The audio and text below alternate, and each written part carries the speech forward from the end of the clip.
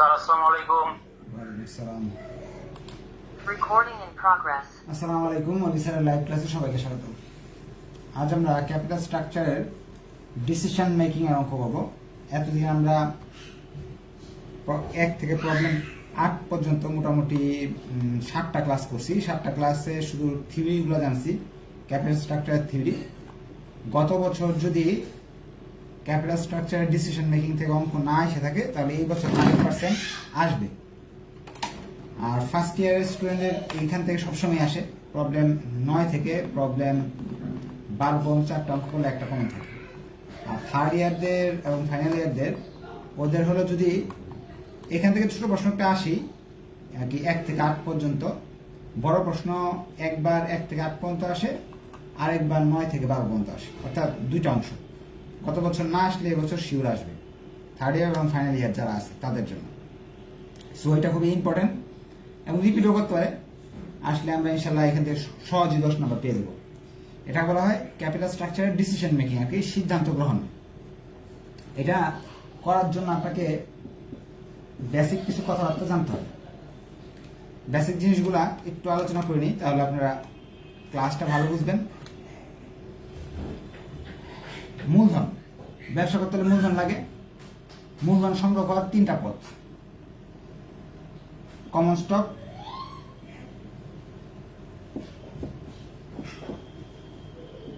আর depth ঋণ, preference stock, অগ্রাধিকার share. 3টার মধ্যে তফাৎ আছে। যেমন আমি সহজে বুঝাই, একটা দোকান দিছি, ধরেন আমি 1 লাখ টাকা দিছি, আপনি 1 লাখ টাকা দিচ্ছেন, আমরা দুজন বন্ধু দোকান দিছি। লাভ হইলো আমাদের, লস হইলো আমাদের, এটা হলো কমন স্টক। এখন আমাদের টাকার দরকার। এখানে কি লাভ লস আমার? এখানে লাভ যা হবে সেটাকে আমরা ইপিএস, আমরা আর্নিং পার শেয়ার দুইজনে ভাগ করে নিব। প্রফিট হলে আমরা কি ইপিএস আর্নিং পার শেয়ার মানে ভাগ করে নিব দুইজন। যদি ধর এখানে 20,000 লাভ হইলো, 20,000 যদি লাভ প্রফিট হয় তাহলে দুইজন মালিক 2তে ভাগ করলে এক একজনের 10,000 টাকা পড়লো।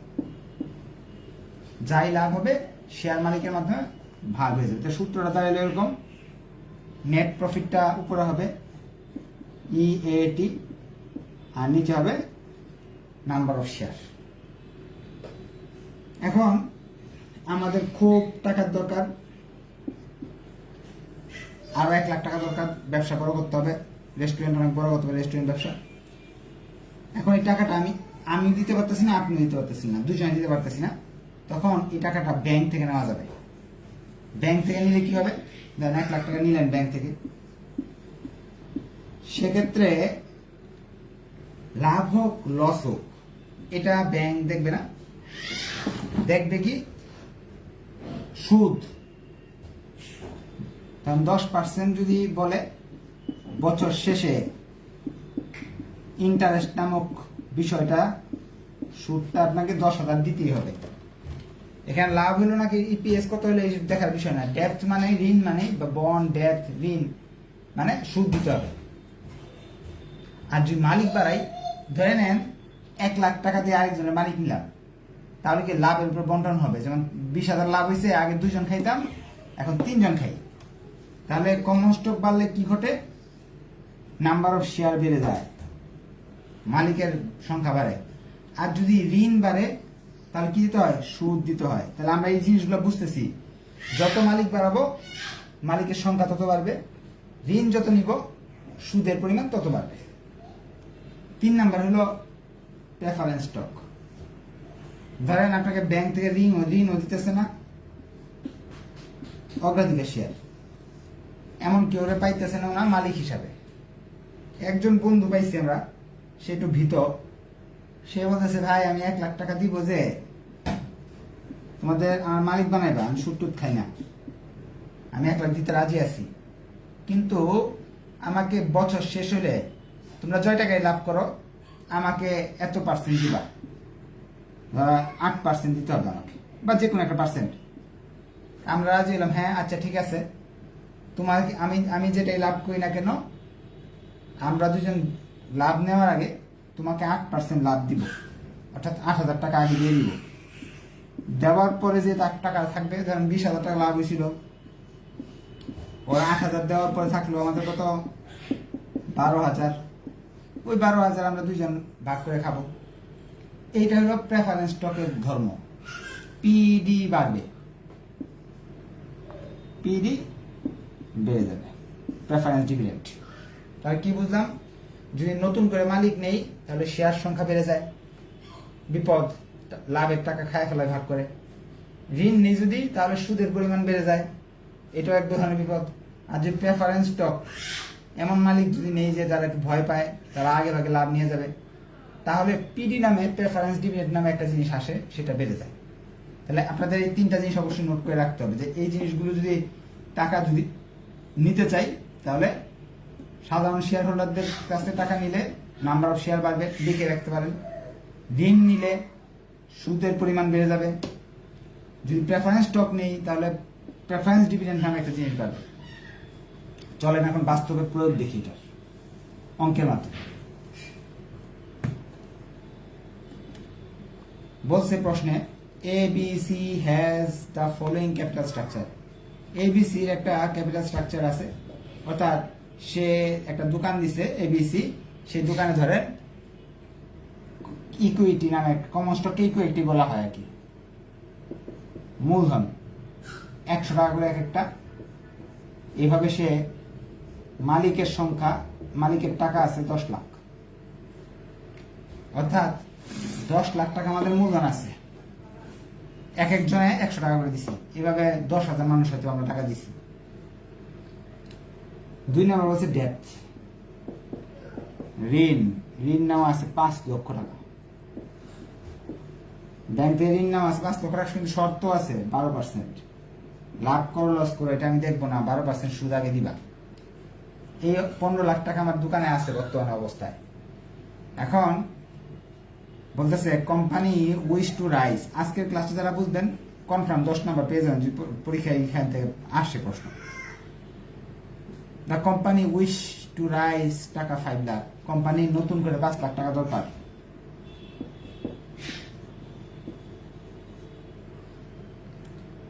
ফর এক্সপেনশন প্রোগ্রাম, একটা নতুন প্রোগ্রাম বা ব্যবসা দোকান বাড়ানোর জন্য 15 লাখ আছে, আর 5 লাখ লাগতেছে, দোকানে একটা অংশ বাড়াবেন বা মাল উঠাবেন, যেটাই করবেন। The following alternative R available. এই 5 লক্ষ টাকা নেওয়ার জন্য 3টা পথ বলে দিছে। 1 নাম্বার পথ, টাকা তো নিতেই হবে, বলতেছে ইকুইটি, 100% ইকুইটি, অর্থাৎ এই 5 লক্ষ টাকা পুরোটাই আমরা দিই, মালিকরা দিয়ে দিই, এইভাবে নাও 5 লক্ষ টাকা। 2 নাম্বার পথ বলতেছে ঋণ করে নাও ব্যাংক থেকে। 3 নাম্বার পথ, 2 নাম্বার বলছে অর্ধেক ঋণ নাও, অর্ধেক 2.5 লাখ ঋণ নাও, অর্ধেক নাও, মূলধন নাও, অর্ধেক এইভাবে নাও, অর্ধেক এইভাবে নাও। আর 3 নাম্বার বলতেছে এই 5 লক্ষ টাকা পুরাটাই ঋণ করে নাও। কোনটা নিলে ভালো হবে প্রশ্নে চাইতেছে দ্য এক্সপেক্টেড ইবিআইটি, মুনাফার পরিমাণ। ইবিআইটি অর্থ মুনাফা, মোট মুনাফা, অপারেটিং ইনকাম বলা হয় ইবিআইটি। 20 লাখ টাকা লাভ আছে ব্যবসায়, 20 লাখ টাকা লাভ আছে, সরকারকে ট্যাক্স দিতে হবে 40%। ক্যালকুলেশন ইপিএস বের করো। ইপিএস কি? মালিকদের আর্নিং পার শেয়ার, একজন মালিক কয় টাকা পাবে এবং কিভাবে নিলে আমার ভালো হয়। প্রথম প্রশ্ন, which one would you prefer, তুমি কোনভাবে নিতে বলবা। আচ্ছা, এটা নেওয়ার জন্য একটা ক্যালকুলেশন করতে হবে, ক্যালকুলেশনটা আমি পরে করব, আজকে আমরা বাস্তবভাবে অঙ্কটা শিখব।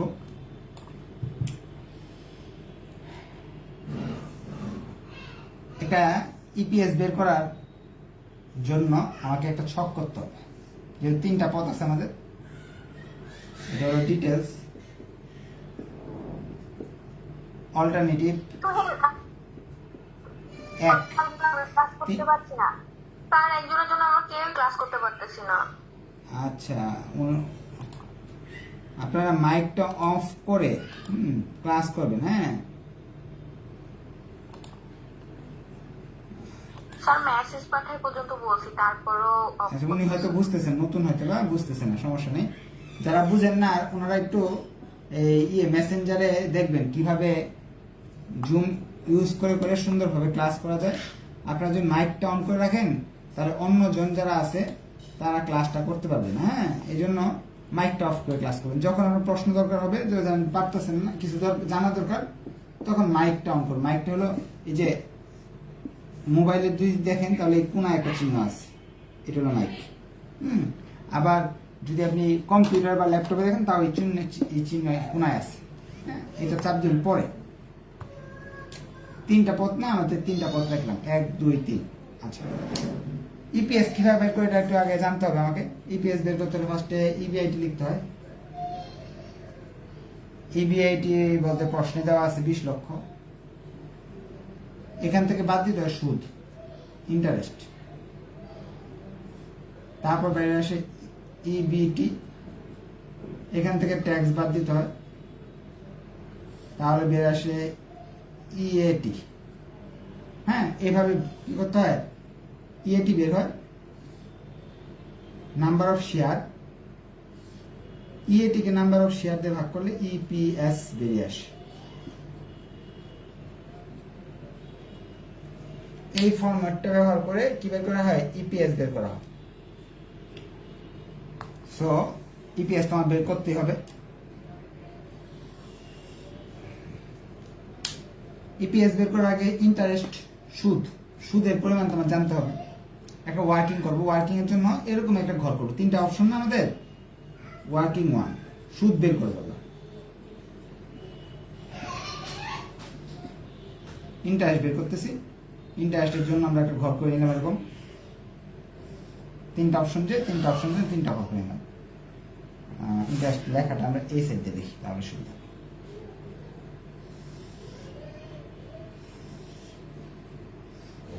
Option 1, option 2, option 3। Interest, calculation of interest করতেছিল, ওয়ার্কিং 1।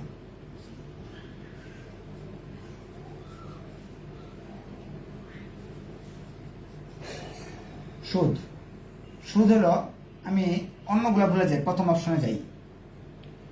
সুদ, আমার ব্যবসাতে 5 লক্ষ টাকা ঋণ করা আছে, সুদ দিতে হবে আমাকে। কত টাকা সুদ দিতে হবে? 5 লক্ষ টাকা ঋণ করছেন আপনি, সেটা তো 10% সুদ দিতে হবে, 12% বলে দিছে। এই যে সুদের কথা বলা আছে, 5 লাখ টাকা, এগুলোর ওল্ড আগে থেকে আছে। ওল্ড যে জিনিসটা, এটা আগে থেকে আছে, 5 লক্ষ টাকা 12% সুদ আপনাকে দিতে হবে। তাহলে সেই হিসাবে আপনার টাকা আসতেছে হলো 60,000 টাকা। 60,000 টাকা সুদ দিতে হবে। প্রথম অপশনের কথা বলতেছি। প্রথম অপশনে 10 লাখ টাকা আপনি নিয়ে আসছেন, মালিকরা 5 লক্ষ টাকা ঋণ করছেন, আর এই নতুন 5 লাখ টাকা নেওয়ার জন্য প্রথম অপশন দিয়ে যাচ্ছেন আপনি। এই 5 লাখ টাকা আপনারা মালিকরা ইকুইটির মাধ্যমে দিবেন। এতে আপনার সুদ দিতে হবে কত টাকা? 5 লক্ষ টাকা 60,000 টাকা। মনে করেন এখানে এইগুলো নাই, 60,000 টাকা যদি সুদ দিতে হয়, তাহলে সুদের পরিমাণ 60,000 টাকা। বাদ দিলে থাকে হলো আমাদের 19,40,000 টাকা মনে হয়। এই টাকার নাম হলো ইবিটি, আর্নিং বিফোর ট্যাক্স। সুদ দেওয়ার, ট্যাক্স দেওয়ার আগে আমি যে লাভটা করলাম। এখন ট্যাক্সের কথা বলে দিয়েছে প্রশ্নে, 40% দিতে হবে ট্যাক্স। 19,40,000 এর 40% আসে 7,76,000। 7,76,000। তাহলে আপনার EAT, earning after tax, tax দেওয়ার পর আপনার লাভ হয়েছে 11,64,000 টাকা। এই 11,64,000 কার লাভ? মালিকদের লাভ, আমাদের লাভ। এই লাভ কে খাবে? আমরা খাবো নাকি? আমরা যদি খেতে যাই এই লাভটা, তাহলে কয়জন মানুষ মিলে খাবো এটা তো জানা দরকার। আরেকটা ওয়ার্কিং এখানে করি, ওয়ার্কিং 2। তিনটা ঘর, তিনটা অপশন না, 1 নাম্বার 2 নাম্বার 3 নাম্বার। অপশন 1 এর জন্য করতেছি। নাম্বার অফ শেয়ার ওল্ড, মালিকের সংখ্যা 10 লক্ষ টাকা আমরা দিছি। কয়জন মিলে দিছি? 100 জন। 100 টাকা যদি একজনে দিয়ে থাকে তাহলে আমি 10 লক্ষকে 100 দিয়ে ভাগ করলাম, অর্থাৎ আমরা 10,000 শেয়ার আছে, অর্থাৎ 10,000 মানুষে আমরা টাকাটা দিছি। এখন আমি এই যে 5 লাখ টাকা, নতুন যে 5 লাখ টাকা এটা নিতে হচ্ছে, এই টাকাটা কে দিবে? আমরাই তো দিব। নতুন মানুষের খুঁজে আনতে হবে, নতুন শেয়ার হোল্ডার খুঁজে নিয়ে আসতে হবে। তাহলে এক একজনের কাছে যদি 100 টাকা করে নেই, 5 লক্ষ টাকা নিতে হইলে কতজন মানুষ লাগবে? ভাগ করি, দেখতেছি 5,000 মানুষ লাগবে। 5,000 মানুষ যদি 100 করে দেয় তাহলে 5 লাখ টাকা আমি পেয়ে যাব। 5,000 নতুন হলো 5,000।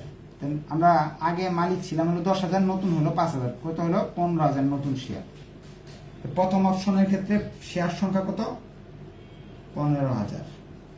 আমাদের যে 11,64,000 টাকা লাভ হয়েছে, 15,000 মানুষ যদি ভাগ করে নিই তাহলে এক একজনের ভাগে 77 টাকা 60 পয়সা করে।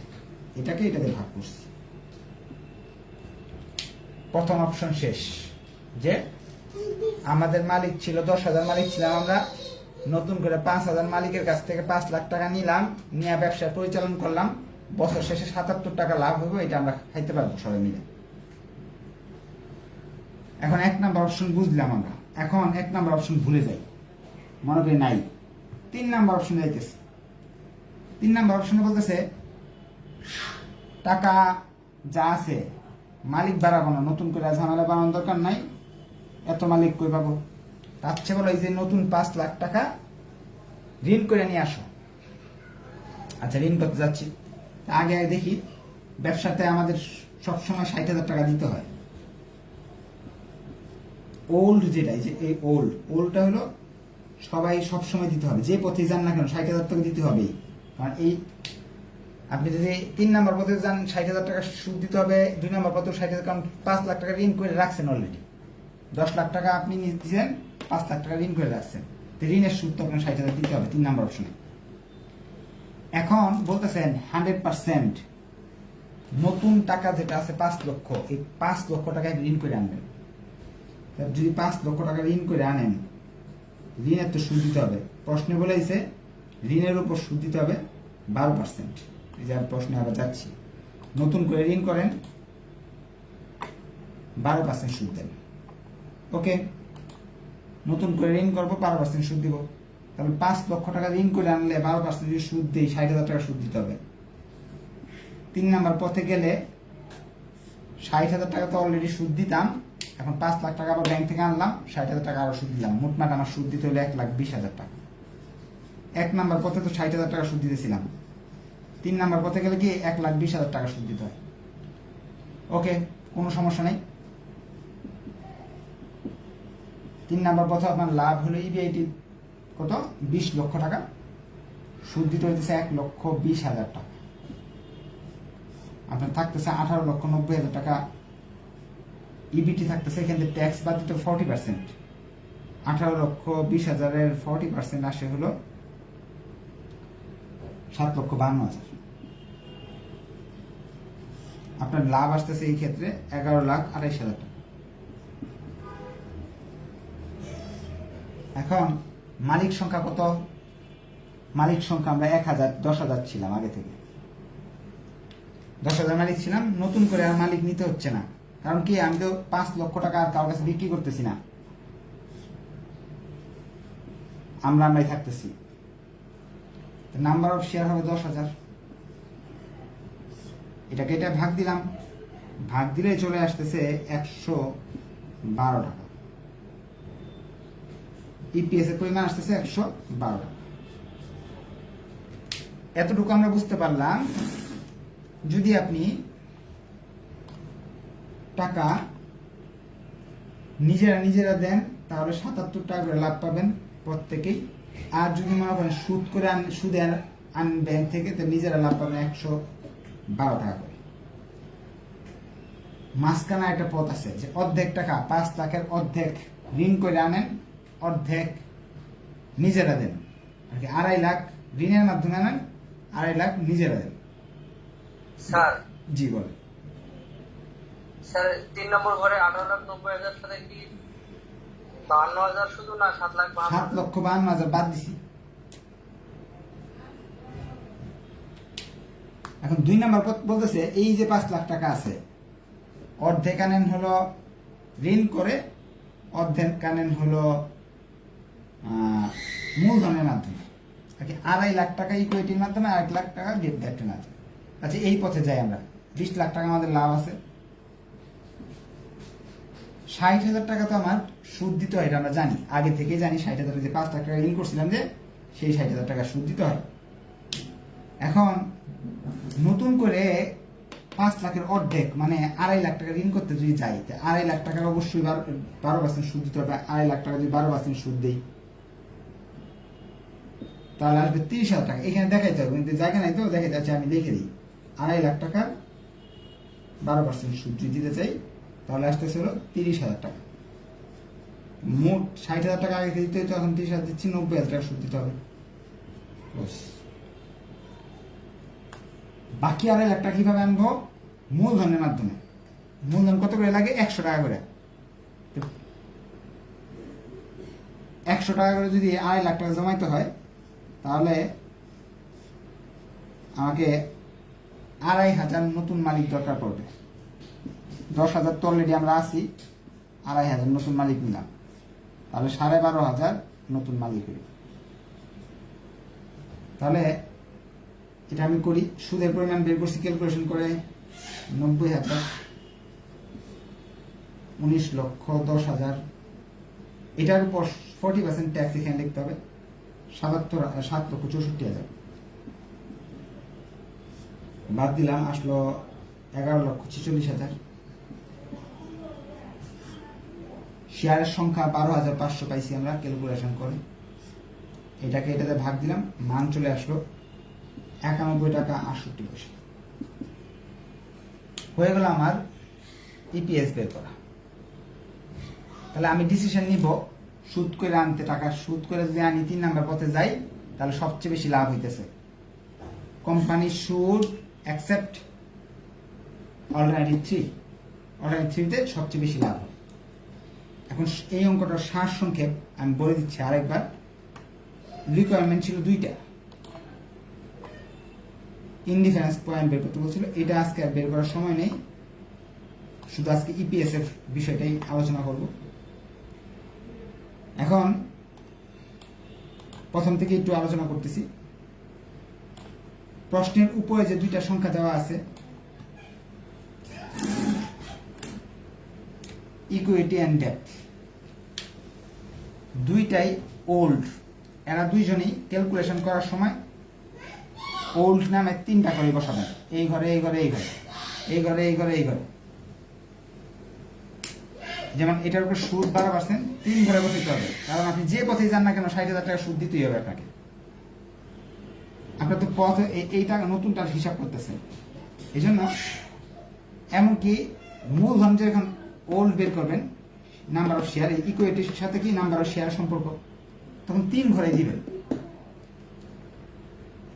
আর নিউ যেটা হবে, নতুন, নতুন হলো এই অপশন পরে পরে দিতে হবে।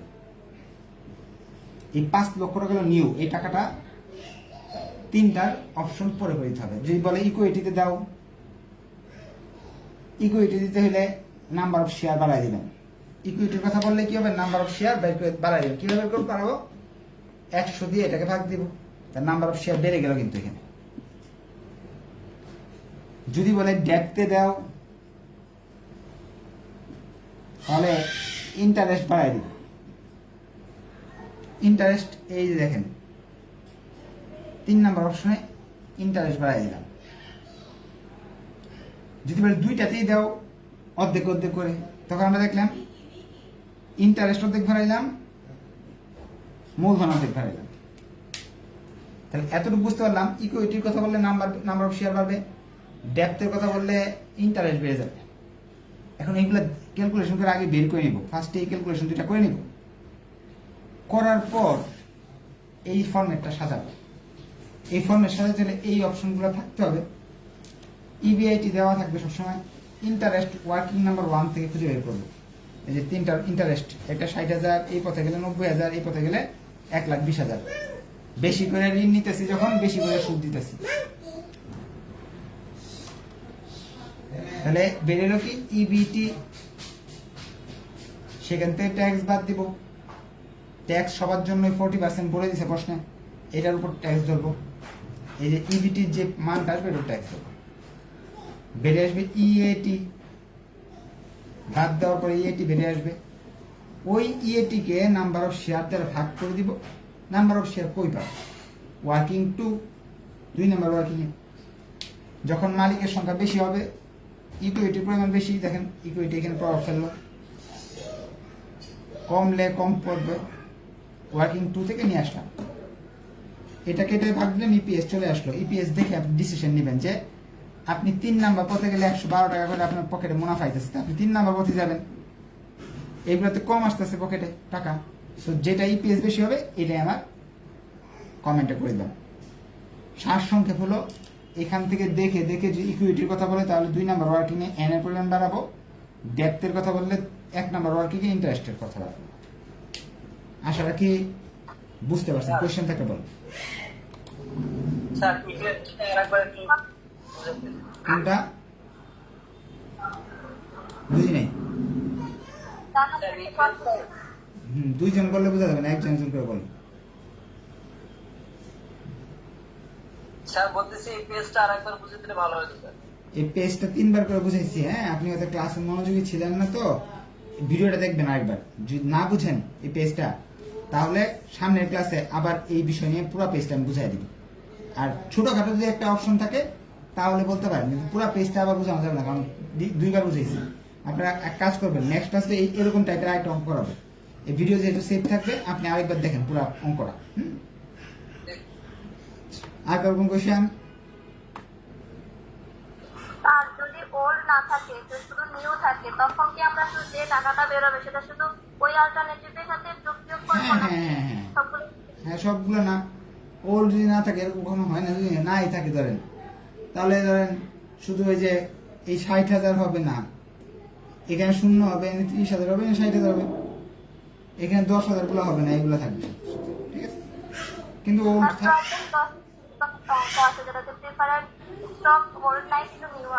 আচ্ছা, এটা তো আমরা দেখাবো নেক্সট ক্লাস, প্রেফারেন্স স্টকের কাজ করবো ইনশাআল্লাহ। ঠিক আছে, তাহলে নেক্সট ক্লাসে সবাই করবেন, তাহলে আরো বিস্তারিত বুঝবেন।